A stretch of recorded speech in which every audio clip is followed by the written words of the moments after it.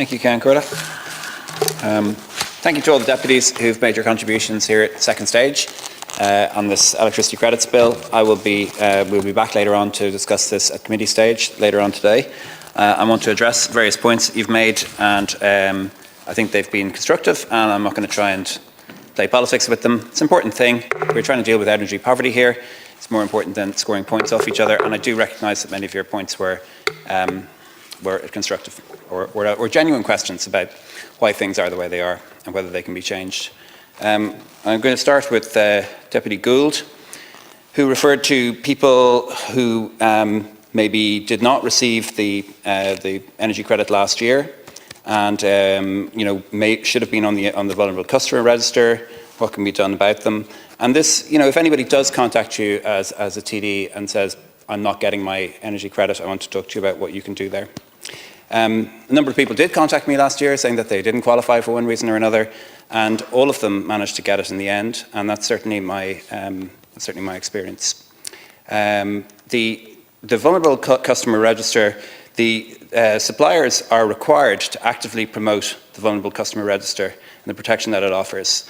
And what we've seen is that in the last year, between 2023 and 2024, the number of people who are on that vulnerable customer register has increased by a third. So there are now 90,000 people on the vulnerable customer register. In the case of somebody who finds that they don't get the tariff or don't get the credit, if they contact their energy supplier and explain the situation, they're highly likely to get it. They then have a right of appeal to the Commission for Regulation of Utilities, in which case, it's most likely that they will get the money if they genuinely were occupying the house at the time. And I'd address that also to Deputy Murnane O'Connor, who raised the same question. In terms of the Warmer Home Scheme, it's great to see deputies on all sides understanding the connection between energy poverty and retrofit and the need to retrofit our homes. The Warmer Home Scheme, originally there was difficulty in getting take-up. There was not a lot of demand for retrofit if we go back even to 2019, when there was only less than 40 million euros available for the Warmer Home Scheme. Next year we're providing 240 million euros. So the idea that within 5 years we've multiplied the budget for the Warmer Home Scheme sixfold. And we do have people waiting for months to get the Warmer Home Scheme, and that's because people recognise how valuable it is and they want to retrofit. We need to target our retrofit money towards people who are in energy poverty. That's why the majority of the money goes towards people in energy poverty. The majority of the money is split between the Warmer Home Scheme and the scheme for insulating council houses, for retrofitting council houses. I remember promoting that retrofit for council houses scheme when I was a county councillor, 2019, and seeing what can be done to increase it. Because obviously, if you're living in a council house, you're much more likely to need a retrofit than somebody who owns their own home. In 2019, there was 25 million euros available. This year, there's 100 million euros available. So again, a fourfold increase in the number of homes that have been covered. And at the same time, you remember as well, we had 8,000 social homes constructed last year, targeting now 10,000. All those homes are being built to a very high standard of insulation. So again, that's many more people who are on low incomes or dependent on social housing living in warm homes, and it's a thing to be recognised and celebrated. Moving on then to energy prices. Deputies have asked, why do we have such high electricity prices in Ireland? Really, there are four main features. The first one is that we have a lack of natural resources.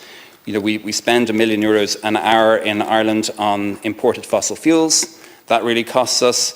Secondly, our geographic location as an island means that all of our fuels need to be imported either down a pipe or through shipping, through subsea pipes or through shipping. We are a country that has a lack of natural resources. But what was not taught to me when I was in school is that, in fact, we are the windiest country in Europe, and we have this incredible wind resource, which we're now finally capitalising on. 40% of our electricity coming from wind, and in the future, in the near future, we will be generating much more electricity than we can use ourselves, and we'll be selling it in various ways to the rest of the world. So it is a prosperous and hopeful future. In addition, we have the problem of having a small population in Ireland. which means that there's a small market for what we do, and we also have a dispersed population. So those four factors add to the cost of providing power. But when we move towards being a country that produces much more electricity than we use, when we're in a situation where we are exporting and we're already negotiating those deals on how we will sell our electricity abroad, then our prices will be much lower as a result. I want to address comments from Deputy Jed Nash, who asks about switching. And he rightly points out that you could save, many consumers could save as much from switching electricity provider as they will get from the electricity credits. In fact, in the first 8 months of this year, 240,000 households have switched electricity provider. So it is something that is happening. It's happening frequently. There was less of it during the energy crisis, but now that prices are coming down, people are switching provider more frequently. 250,000 homes have switched provider, and I'd like to see more of that. So definitely go out to your constituents and tell them to switch provider to get a better deal, and that they may be able to save as much money as they get from the electricity credits. Deputy Whitmore mentions, and other deputies too, they point out that these credits are meant to be one-off, and yet they're happening frequently, the fourth time we've done it. I would point out that in the first winter that we provided electricity credits, there was €600 available, the second winter 450, and this year 250. So we are scaling off on the one-off payments for electricity credits. That's because the price of electricity is coming down. However, it is still greatly elevated, much higher than it was a few years ago, and it makes sense that we don't have a kind of a cliff edge situation for where people are left without power. Deputy Whitmore also points out that providing people with solar power is probably a better long-term answer than giving people money directly into their accounts, which is absolutely true. The only constraint there is the capacity of the number of people available to install. The number of registered installers has doubled in the past year. We had the largest number of solar panels installed in a month on people's homes in August, 3,500 in 1 month. We're really having a solar revolution in Ireland. A gigawatt of solar power was installed last year, 1.5 this year, 1.5 next year. We'll reach 8 gigawatts easily by 2030. And we're putting solar panels in every school in Ireland. The first 1,000 schools have been reached. There are 4,000 schools in Ireland. The pilot project's gone very well, including in Deputy Whitmore's constituency in Wicklow. And I'm looking forward in the coming weeks to the next phase where the remaining 3,000 schools are done, including schools in my own constituency in Dún Laoghaire. I'd point out as well that the reason why solar panels are so popular and doing so well is because we removed VAT, not just on the solar panels, but on the installation and on the batteries. We took away the requirement for planning permission, which makes it much easier to put them in. We mandated that it be possible to always sell your power back to the grid, which wasn't possible when we came to government, and we provided grants. The grants are being tailed off as the price of solar panels goes down, but all those supports really are changing the way that people get their power and giving people more energy independence. I'd just say, relating to Deputy Joan Collins' comments about the need to tackle fuel poverty, energy poverty, and she's absolutely right. We do need to target our payments in that way. And that's why we made changes in the budget that provide for increases in the qualified child allowance, increases for children in the working family payment, increases in the disability allowance, increases in the living alone allowance, and all of those payments were targeted because they're linked with energy poverty, and that was in consultation with the SRI.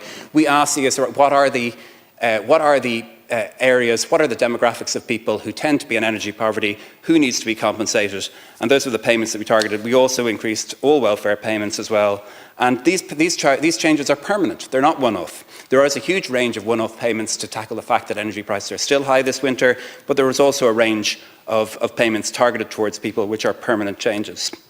And as I said, the majority of our retrofit money is going towards people living on welfare payments or living in council housing.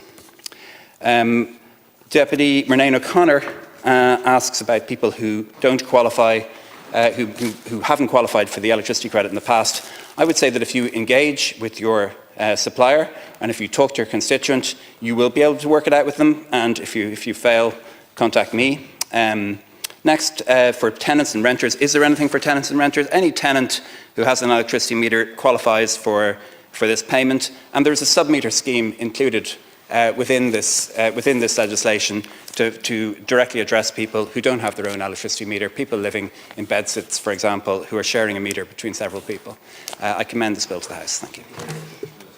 Is it now agreed that the bill